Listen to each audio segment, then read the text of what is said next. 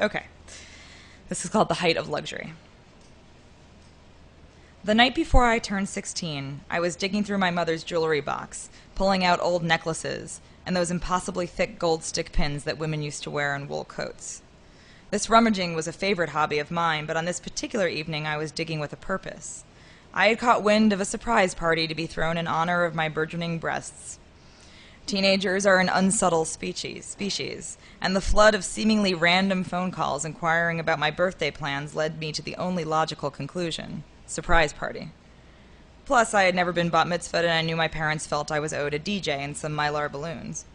I would need to accessorize. I was not prepared to turn 16. My mother had taught me no female skills. I didn't know how to dress, how to use an eyelash curler, how to write in script, whereas they should create a font after my mother's handwriting. To this day, I have no idea how to use an eyeliner, but I'm willing to forego anything you have to sharpen before applying to your face. But I did know about jewelry. I knew what a cabochon amethyst was before I could tie my shoes. Like a featherless magpie, I was obsessed with all things sparkly. My sister took the fixation one step further when she became one of the youngest patent holders in the United States at the age of 14, when she invented magnetic jewelry clasps. She grew up to become a jewelry designer. But my fascination with jewelry, and specifically my mother's, was more sentimental than mechanical. I loved digging through her collection, asking, "Where's this from?" and this one.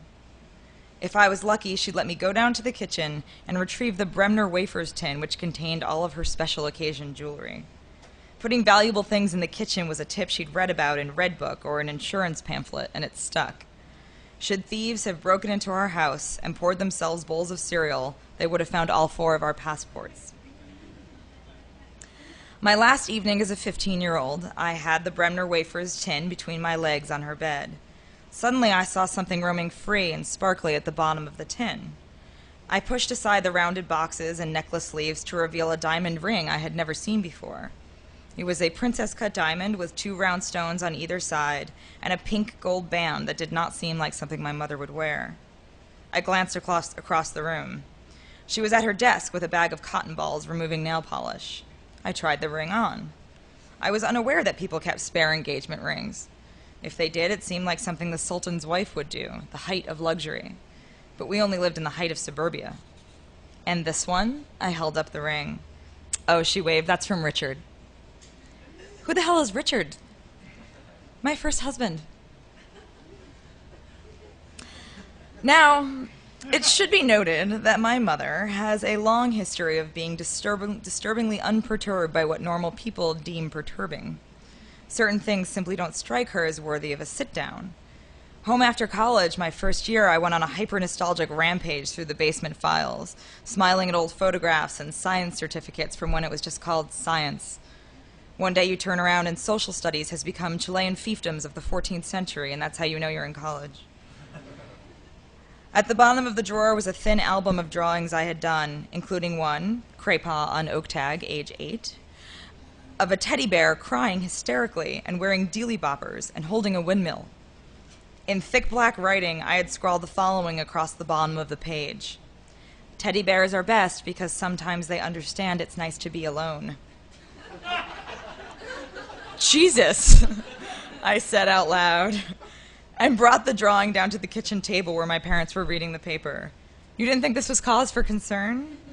My mother studied the drawing. "You're always kind of old for your age, if you know what I mean." "Yes, I've heard profound depression is a sign of maturity." "What if I had drawn 4 stick figures with no mouths and labeled it family?" "Oh, honey," she said, rubbing my back. "You were too talented for stick figures. But you used to steal our toothbrushes." "That's right," I said. Now I was beaming, full of the kind of glee you experience when you remember last night's dreams sometime past noon the following day. My father looked up from the paper. "You used to steal our toothbrushes when you were angry with us." It's true, I did. I bore the plight of the youngest like a pro. Not only was I the youngest of my immediate family, but of all cousins in every direction.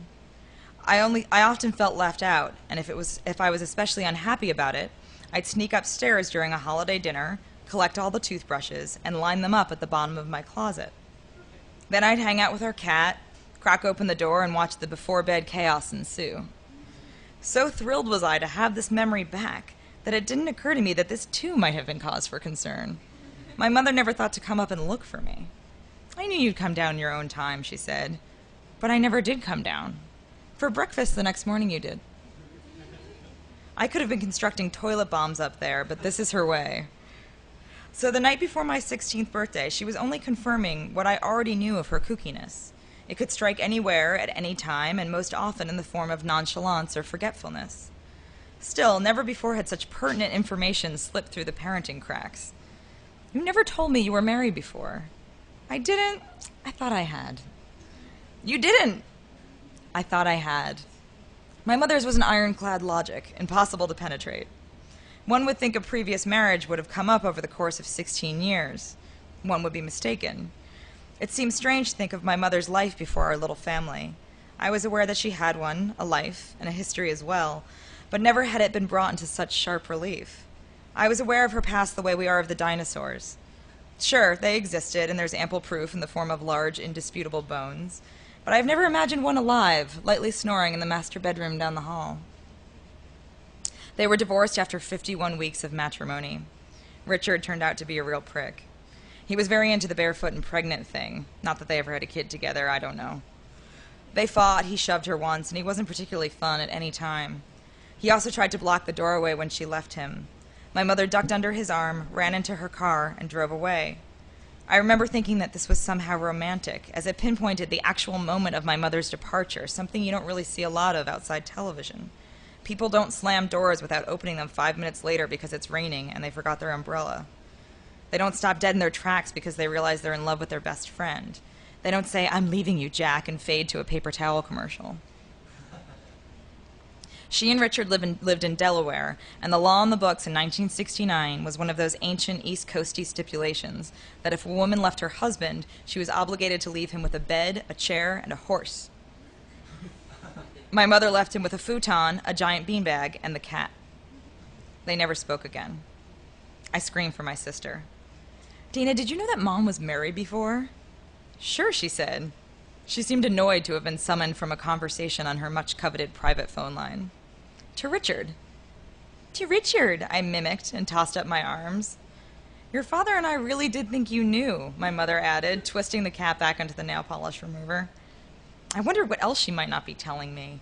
Was my mother a spy, a fly-by-night dominatrix, a daughter of the American Revolution? Was there a dusty stack of wedding albums in the attic from all of her previous marriages? Did Dad know? Suddenly it seemed that my mother's casual parenting was reserved for me. I had always chalked up my feelings of isolation as a child to just being a child. What kid doesn't grow up feeling left out of the loop? Just being under 4 feet tall will do it. But here, under the same roof, was the perception of my mother as a responsible, basic information-sharing human being. And, albeit unintentionally, I was being left out of it again. Fine. I put the ring back into its mock velvet box and shoved it in the can. That's totally fine.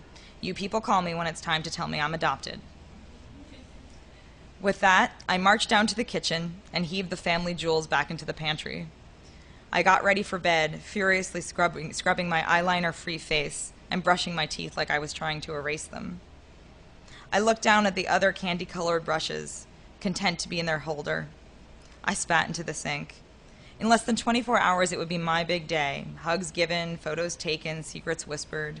For one night only, it would be natural for people to tell me everything, and I would have to pretend that I didn't see any of this coming, listening to competing tales from proud friends who fancied themselves spies in the making, thrilled by how slyly they threw me off the scent of celebration.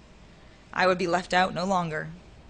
I practiced my surprised face in the mirror, a slightly happier version of the "who the hell is Richard" face. I made a dramatic O with my mouth and put my hand on my heart. Then I put the toothbrush back in line with the others and went to bed.